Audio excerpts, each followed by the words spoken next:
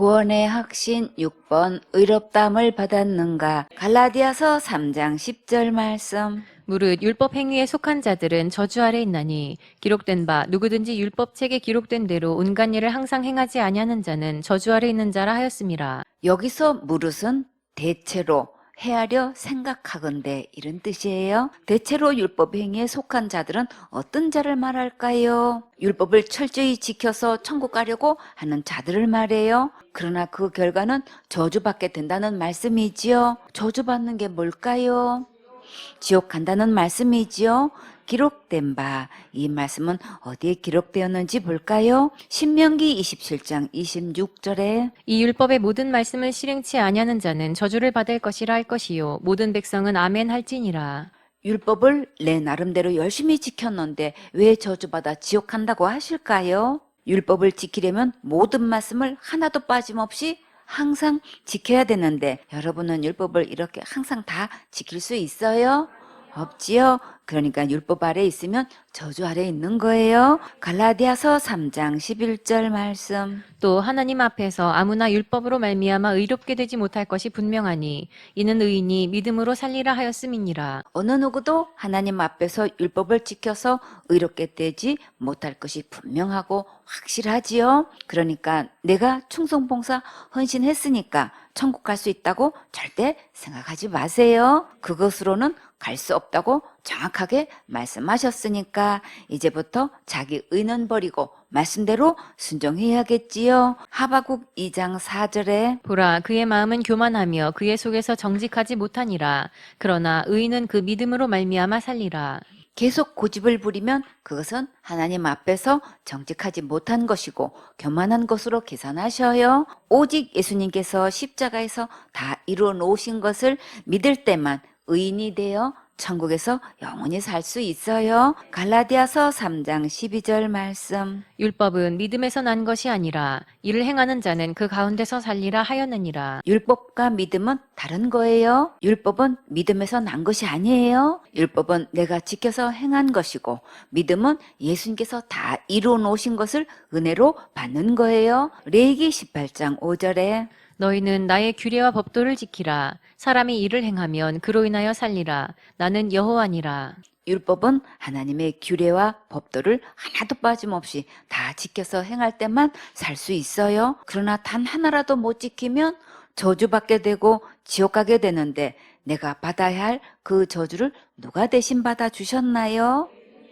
예수님께서 십자가에서 대신 저주 받아 주셨지요. 갈라디아서 3장 13절 말씀. 그리스도께서 우리를 위하여 저주를 받은 바 되사 율법의 저주에서 우리를 속량하셨으니 기록된 바 나무에 달린 자마다 저주 아래 있는 자라 하였음이라. 율법을 지켜 행한 것만큼 행복하고 축복을 받지만 단 하나라도 못 지키는 날에는 저주를 받아 지옥 가는 슬픈 사실이 있어요. 신명기 21장 22절에 사람이 만일 죽을 죄를 범함으로 네가 그를 죽여 나무 위에 달거든 그 시체를 나무 위에 밤새도록 두지 말고 당일에 장사하여 내 하나님 여호와께서 내게 기업으로 주시는 땅을 더럽히지 말라.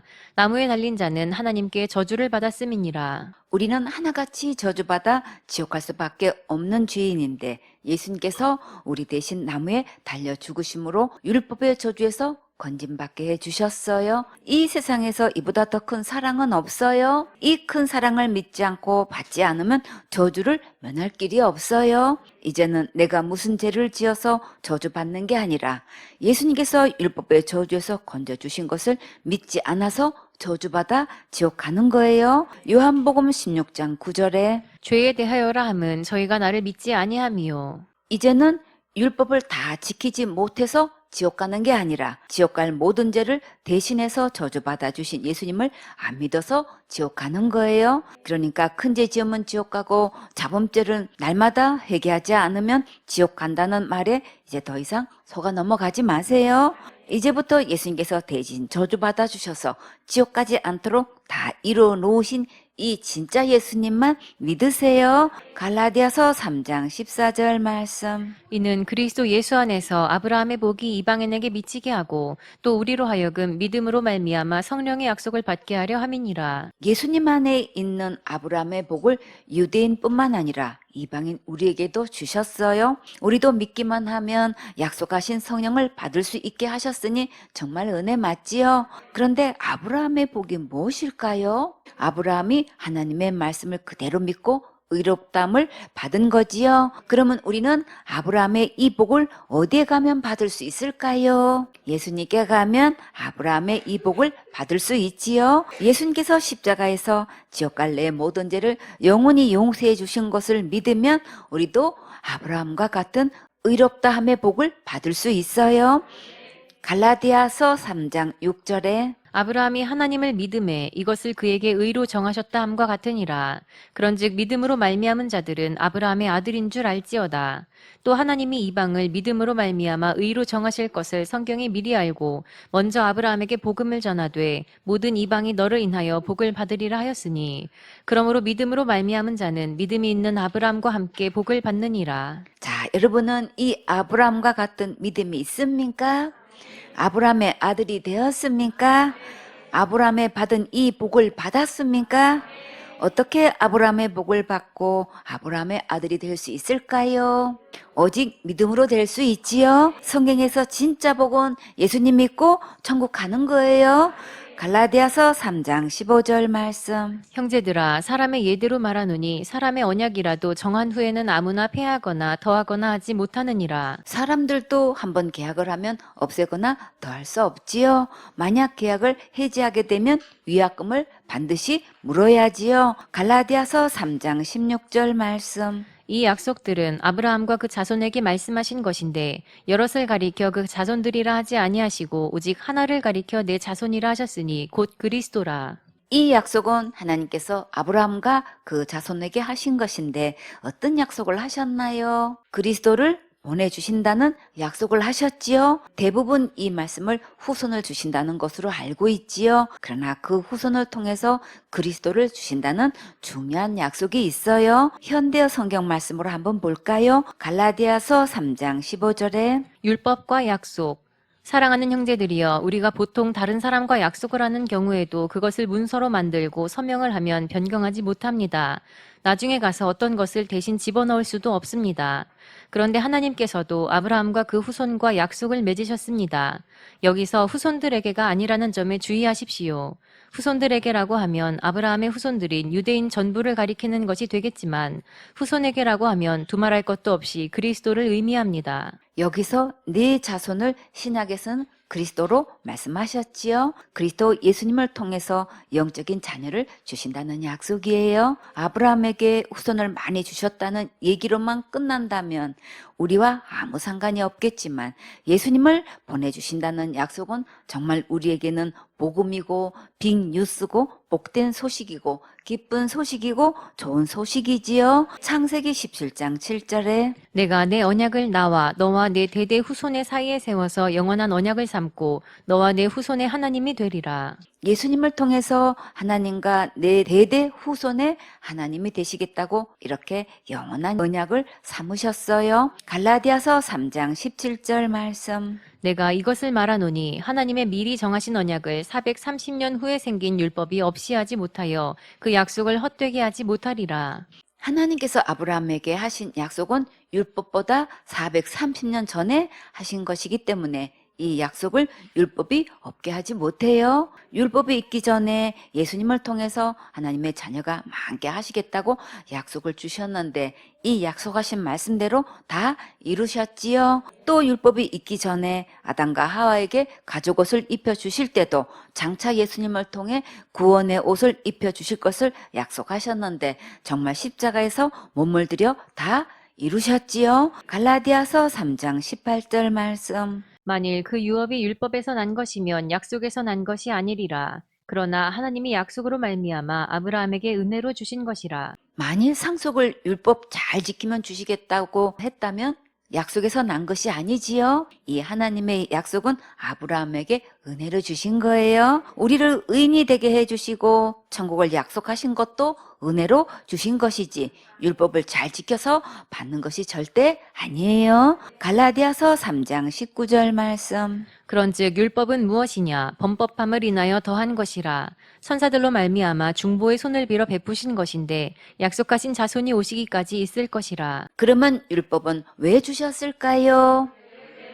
죄를 깨달으라고 주셨지요.